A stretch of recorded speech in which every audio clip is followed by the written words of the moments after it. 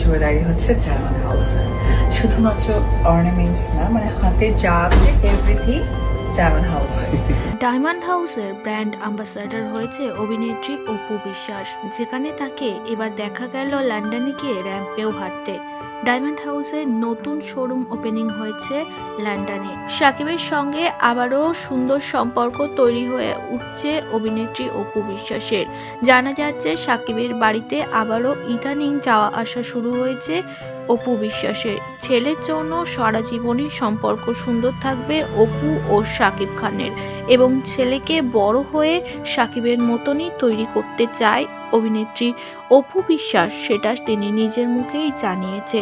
এবার তাকে নাকি উপহার দিয়েছে সাকিব খান ডায়মন্ডের নেকলেস, আংটি ও ব্রেসলেট, যেটার বাজার মূল্য প্রায় 10 কোটি টাকা। বড় বড় নিউজ চ্যানেল থেকে জানা গিয়েছে 1 বছরে সাকিব খান প্রায় 50 কোটি টাকার উপরে ইনকাম করেছে।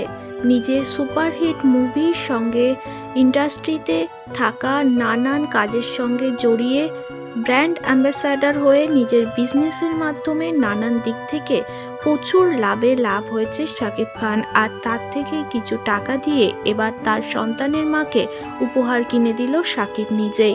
সাকিব জানিয়েছে অপু বিশ্বাসের সঙ্গে থাকুক আর না থাকুক, যেহেতু তার সন্তানের মা, তার সমস্ত দায়িত্ব তিনি নেবেন।